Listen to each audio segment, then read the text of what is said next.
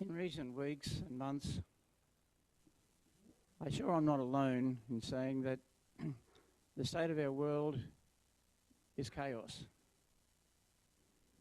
We see wars, we see strifes, we see violence, we see crime, and we're shocked by it.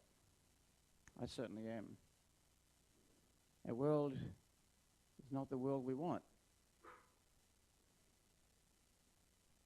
Against that backdrop, I've been reading the book of Isaiah.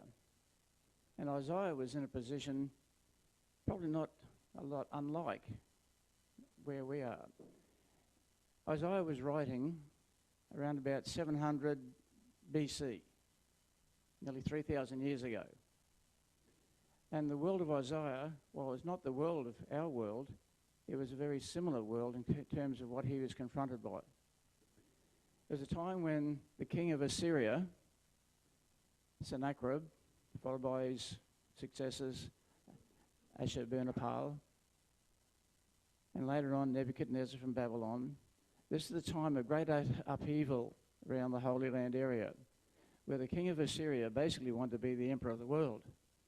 And he was very aggressive, and he was attacking and conquering the northern kingdom of Israel. And those people were taken away into exile. This was a very brutal regime. It wasn't just a matter of conquest for the sake of wealth and so on. It was one of the most cruel, sadistic, vicious and brutal domains of human history. I'm not going to go into the sort of details of what they would do to the people when they conquered them, but believe me, they were dehumanizing. And so Isaiah was writing against this, and he brought a message of hope to people.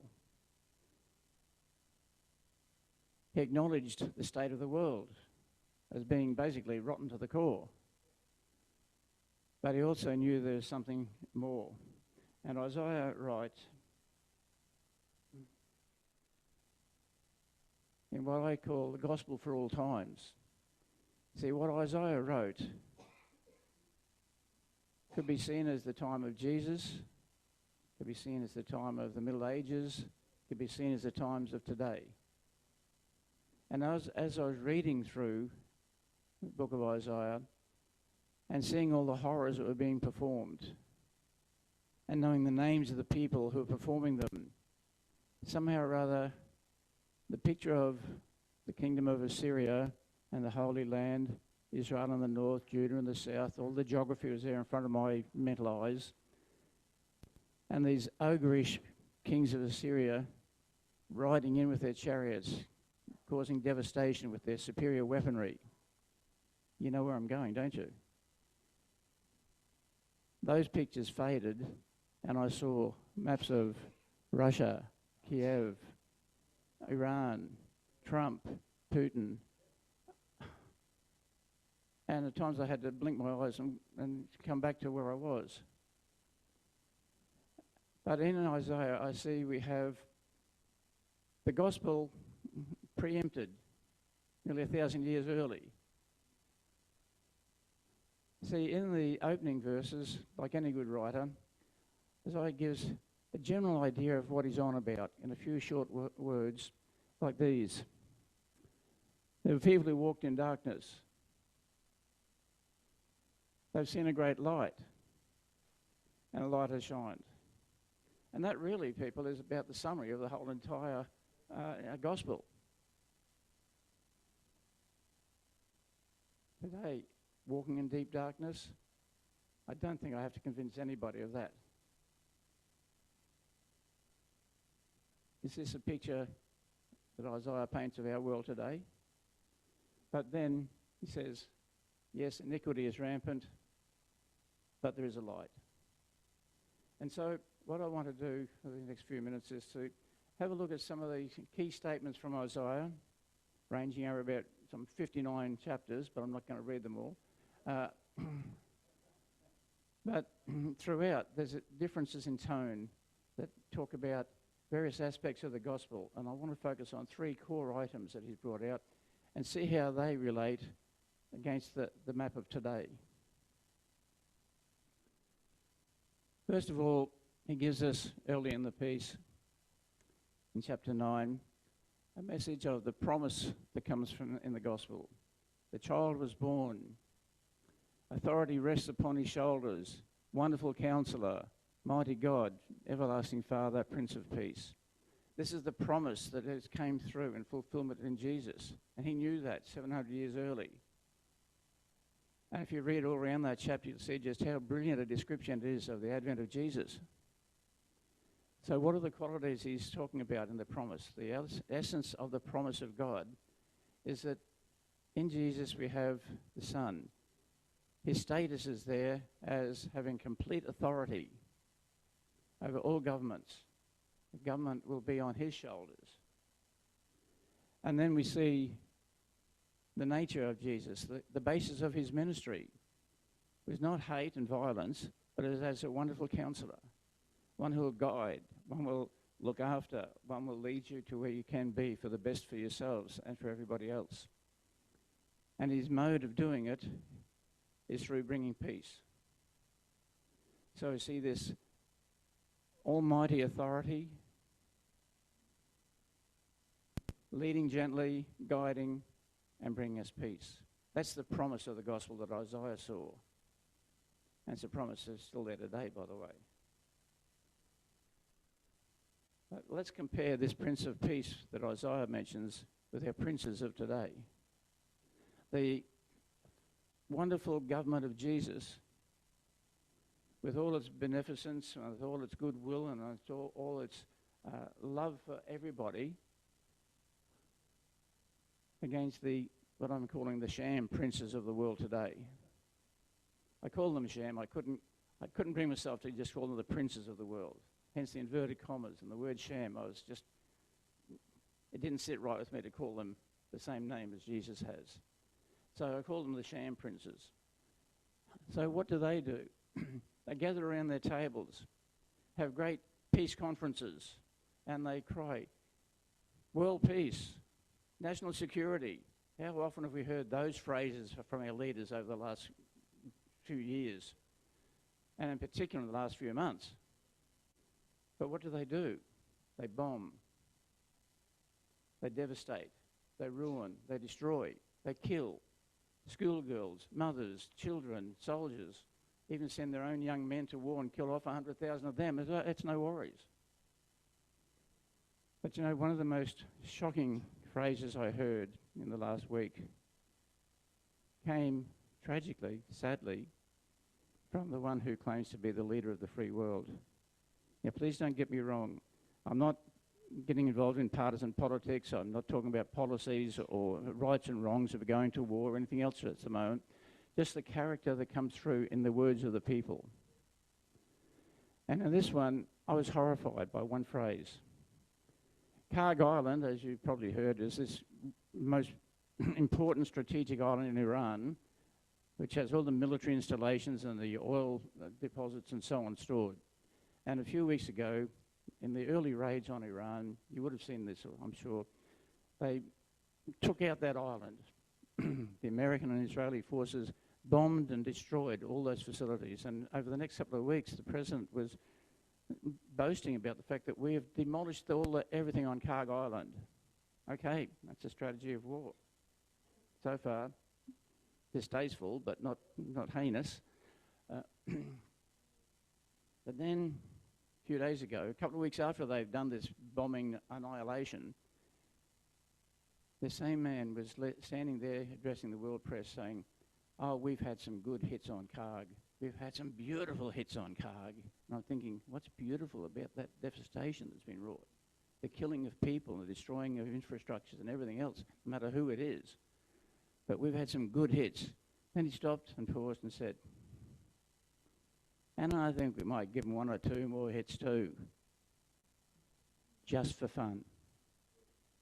Those three words that horrified me. Just for fun. Where we come to when war is just for fun? We're killing people, it's just for fun. Is it like playing a video war game where the idea is to get more kills than the guy up the road you're playing with? It has that aura. And I find that dehumanising. The same way Sennacherib was dehumanising. And I know this is democracy in action, but I don't like it. I don't like the character that's coming through. The change of the Department of Defence into the Ministry of War. Oh, that's George Orwell stuff. And so we have the Prince of Peace on one hand, based on love, and the princes of the world wreaking war. One is love, one is hate. One brings peace, one brings war. But Isaiah then sums up a bit further on the redemption that's possible, that is reported in the Gospels. And here it is, acknowledging worldwide iniquity. All of us have sinned. Sin is widespread. But he says he was pierced for our transgressions, he was crushed for our iniquities, the punishment that brought us peace was on him. By his wounds we are healed. And so we have these essential characteristics there.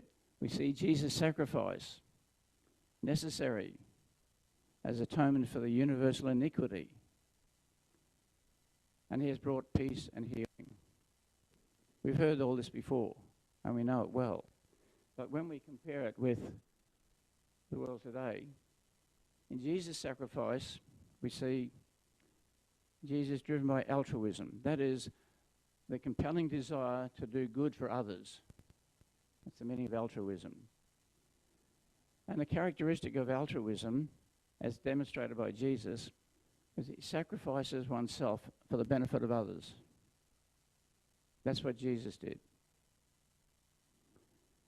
Compare that with the self-centered egoism which dominates the TV shows and the news reports, where all we get is where people exploiting others for themselves. Every one of these wars that's going on at the moment, including countless others we don't even hear about because they're too minor, are driven by powerful men with huge egos.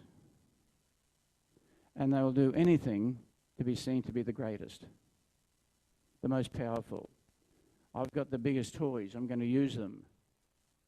And I'll beat everybody who stands up against me. Even at the cost of billions and billions of dollars and shattered economies and ruined lives and ruined cities and ruined nations. So long as I'm seen to be powerful, that's all that counts. And that's really for just about every one of those names I've mentioned so far. And the result of Jesus' sacrifice was peace and healing. What do we see from our sham princes? Widespread wars, widespread suffering, and not much to show for it. Friends, this is a message that our world needs to hear.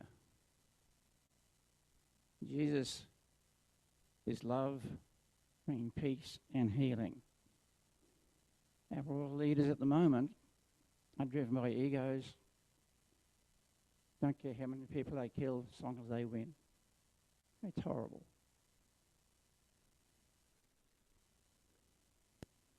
And on this line, Isaiah notes the rejection of the gospel. He sees this about society, and this was about the leadership of his own country as much as anybody else. No one calls for justice. There's no integrity. They all give empty arguments and lies, and they conceive trouble, give birth to evil, and they do acts of violence. Is that familiar? There's no justice. I don't see the justice in spending $60 billion in 1 week of bombing while having 10 million people can't get medical help in your own country. I don't see justice there at all. And then to have somebody come back and say, I need more money to keep this war going. I need 200 billion more.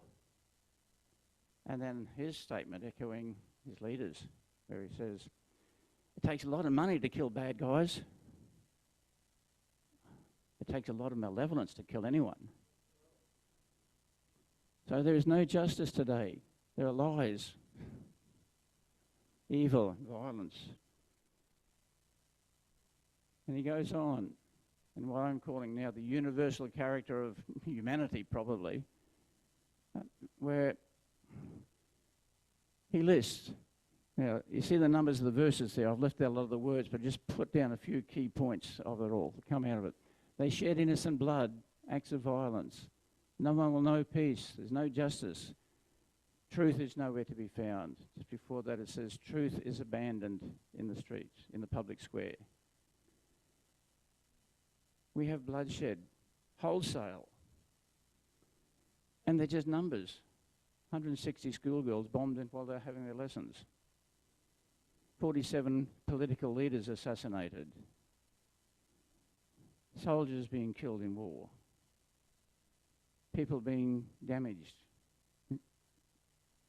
No peace, no justice. When it comes to truth, I just put a question mark. What truth? It used to be said the camera doesn't lie. That's a lie. Have you ever heard of something called AI? And do you believe it? Do you believe it? Some of it's good, some of it's rubbish, but there's no telling the difference. And so what I'm suggesting here is that we could well say, while Isaiah was writing to the world of 700 BC, he's writing very much for the world of 2026. But if you remember the introductory verses I put up there, they finished up with, but a light has shined on the world. And there is a light. The world's in a mess. It's in darkness, but there is a light. And that light comes through God's promise, his covenant. And this is just in chapter 59, which is only about 6 verses after the last ones I put up there. As for me, this is my covenant with them. You look at these words carefully. This is God's promise. My spirit who is on you will not depart from you. That is a great promise. We have that promise. My spirit which is upon you will not depart from you. And my words that I put in your mouth will always be on your lips, on the lips of your children and on their descendants. In this promise, we see God's assurance that his spirit will never leave us. But there's also a responsibility. He has put the words on our lips. So we are to be his agents of peace. We are the ones who must show love and bring healing and peace, not the generals of the world. They spout peace, they perform war. And it has always been that way through human history.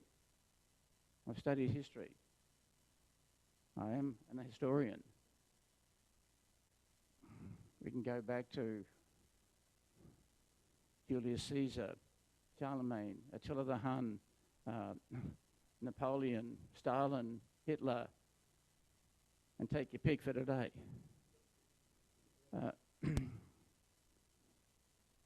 But the words, and this is part I really want to take seriously myself, that the words that God has put in my lips must always be on my lips.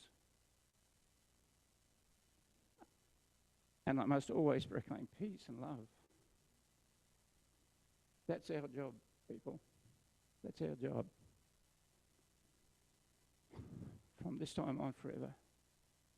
That's the promise of God. That's the hope. That's the light we have, and we have to share that. It's good to give out hampers of food.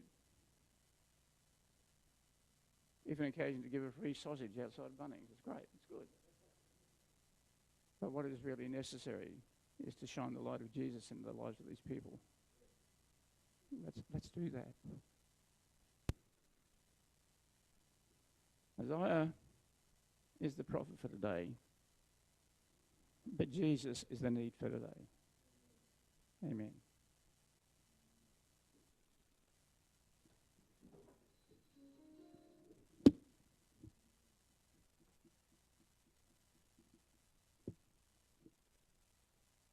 Indeed, Jesus is our need, our hope for today. For indeed he is holy forever, and may his words be on our lips and in our heart, and may we be proclaiming him to those we meet. Let's stand and sing our final song.